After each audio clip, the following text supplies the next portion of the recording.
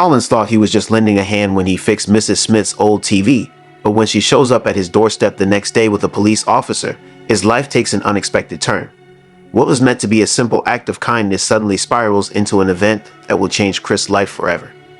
Collins had just slung his backpack over his shoulder when he spotted Mrs. Smith from across the street, her small frame hunched over an old television set that seemed twice their size.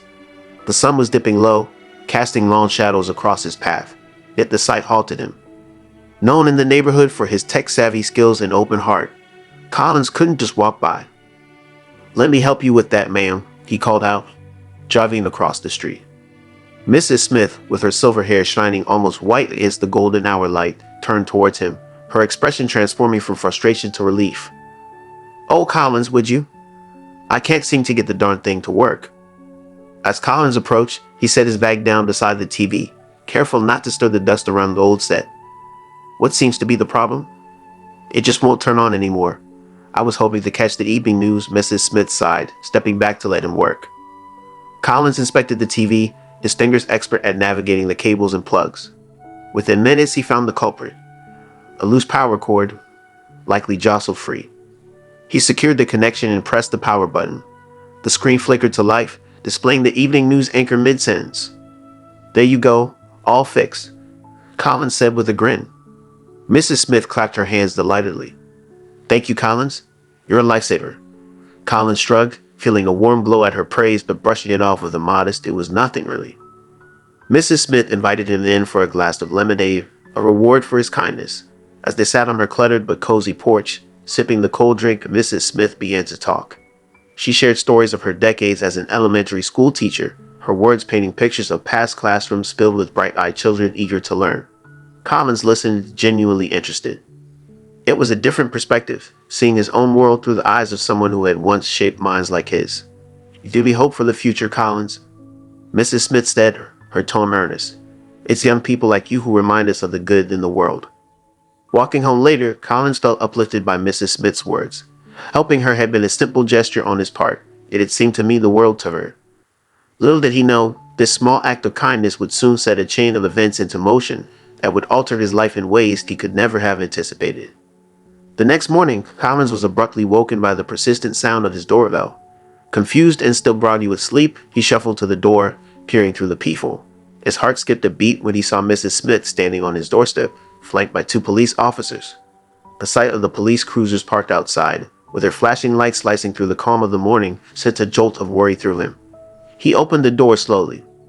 "Mrs. Smith? Officers? What's going on?" Collins' voice was tinged with apprehension. Mrs. Smith looked unusually nervous, her hands raining the tissue. "Collins, I'm so sorry to come here like this," she stammered, her eyes darting between the officers and Collins. One of the officers, a tall man with a stern face, stepped forward. "Are your parents home, son? We need to speak with you and your family." Collins nodded, his mind racing with possibilities. He called out to his mother, who soon appeared at the door, her expression turning from surprise to concern upon seeing the police. "Mom, this is Mrs. Smith, and these are police officers. They say they need to talk to us."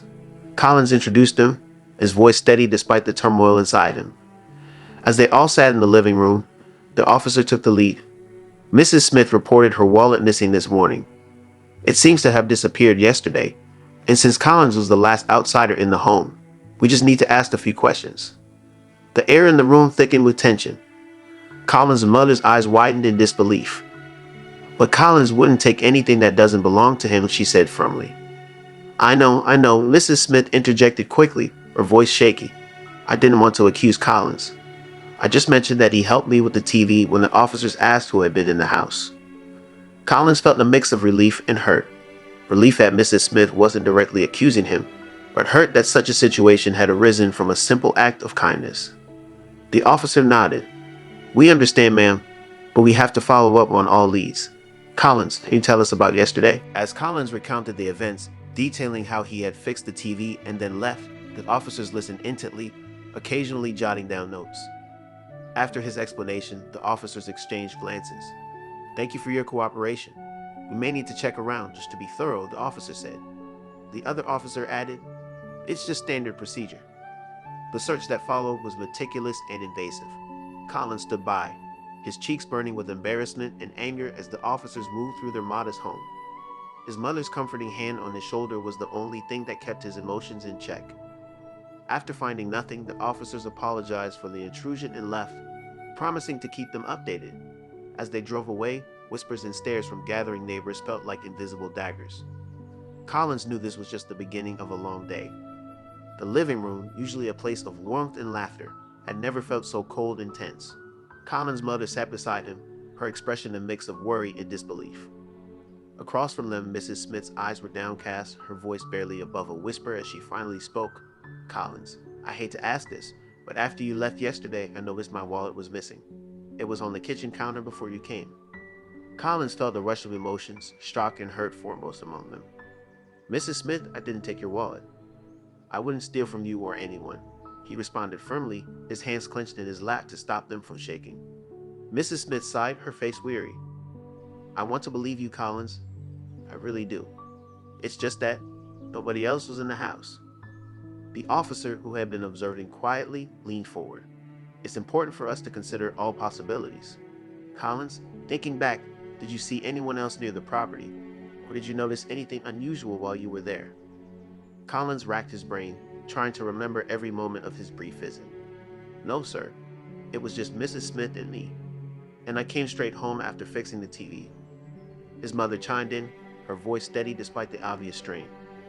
"Officer, my son has always been honest and respectful. There must be some mistake. Maybe the wallet was misplaced?"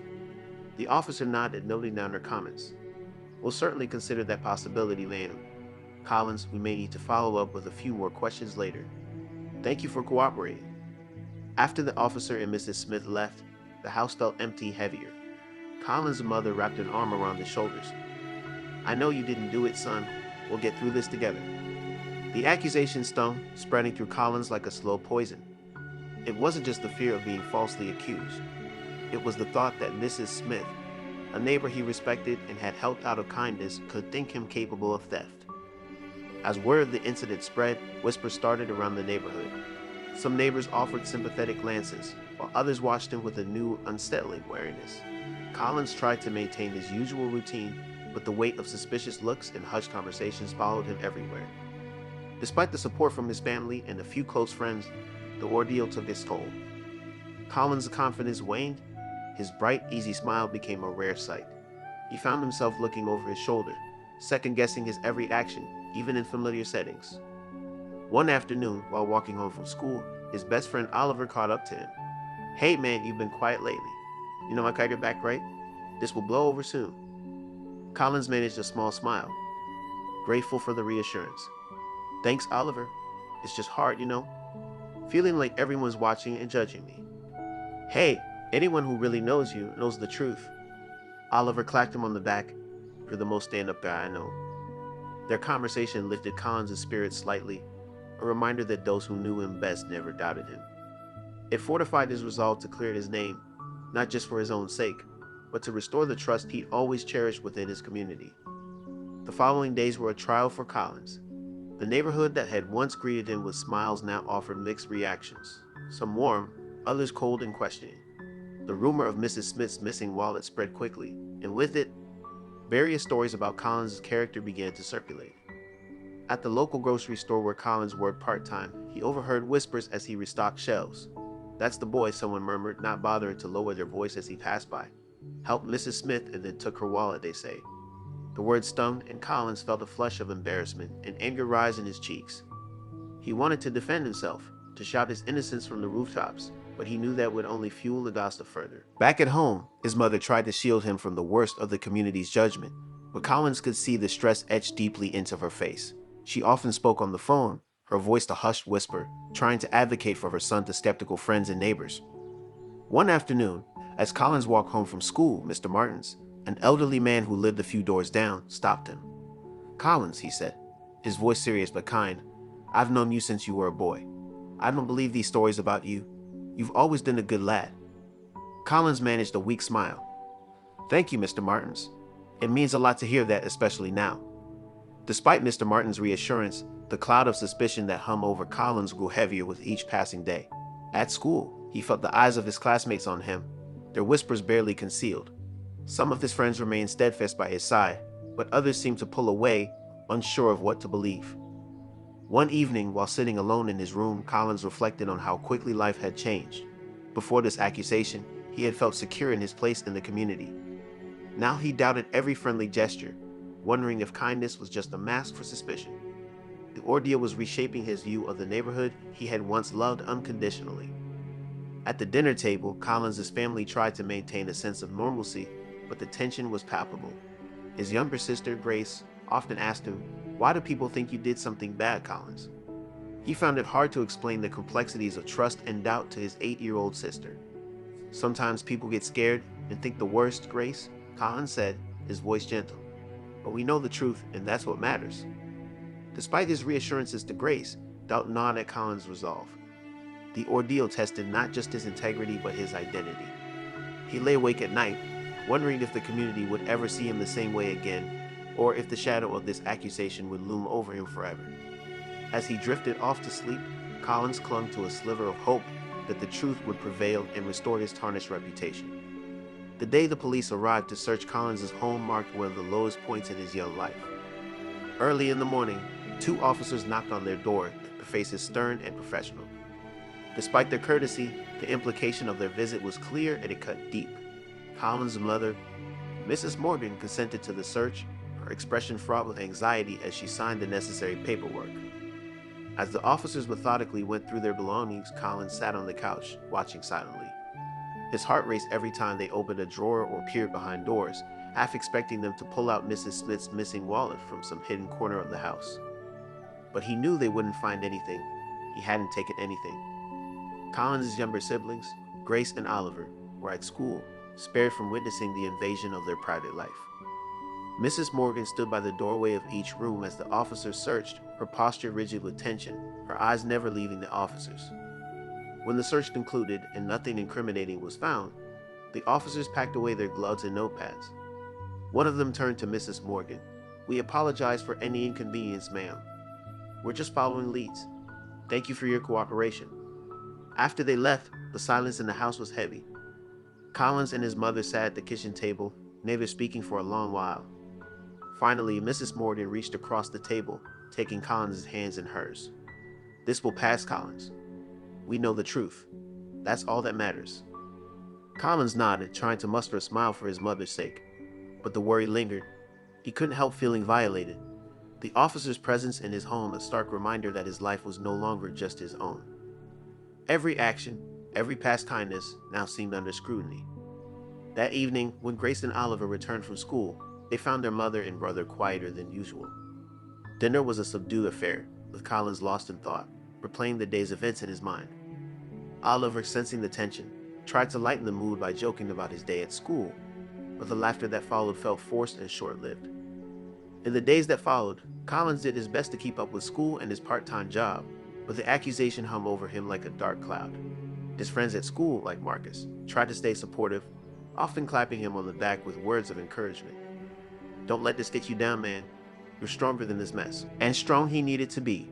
The investigation continued, with occasional calls from the police asking additional questions or clarifying details about his timeline the day he helped Mrs. Smith. Each call reignited the anxiety that just started to ebb, reminding Collins that his ordeal wasn't over. Yet through it all, the Morgan family grew closer. They found strength in their nightly conversations, where they reaffirmed their belief in each other. Mrs. Morgan often reminded her children, "In this family, we stick together no matter what." This unity gave Collins a foundation of resilience. Though the world outside seemed ready to judge him at a moment's notice, inside his home, he was met with unwavering support and belief in his innocence.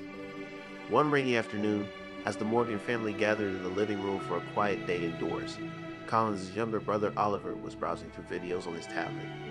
Normally, he'd be showing off the latest game he was playing, but today, his focus shifted as he stumbled upon something unexpected. "Collins, come look at this." Oliver called out urgently.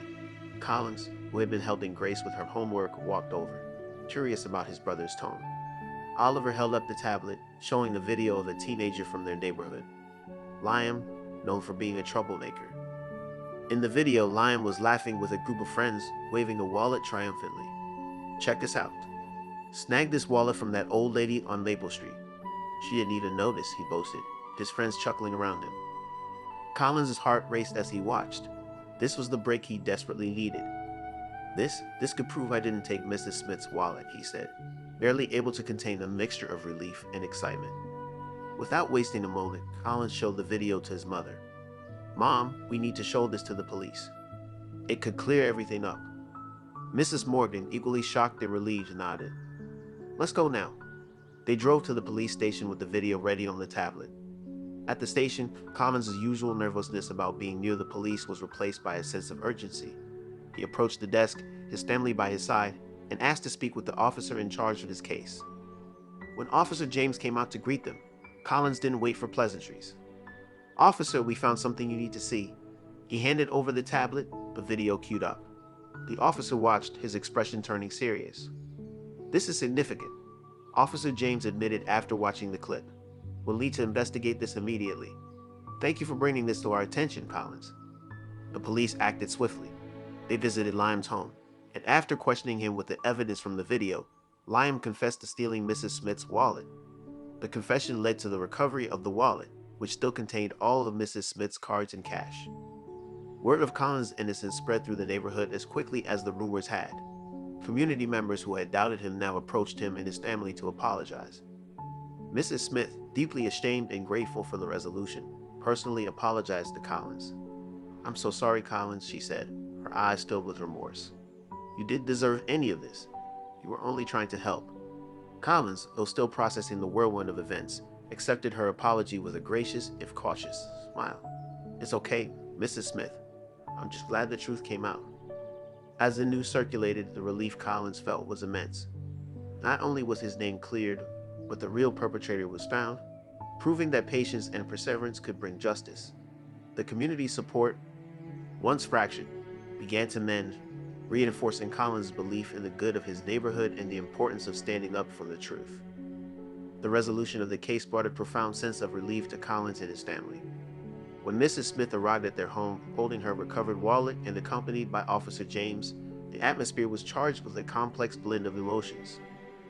"I'm here to apologize," Mrs. Smith began, her voice trembling slightly with emotion. "I've come to say how truly sorry I am for the distress I've caused you and your family, Collins." She extended the wallet towards him as if offering it as a symbol of her regret. Officer James nodded in agreement. "Collins, we owe you an apology too. This situation should have been handled differently, and you showed great patience and maturity throughout. Thank you for helping bring the real culprit to justice." Collins listened, his expression composed but his eyes reflecting the turmoil inside. He accepted Mrs. Smith's apology graciously, understanding that holding onto anger wouldn't reverse the hardships he had endured. "Thank you, Mrs. Smith, Officer James. I appreciate your apologies.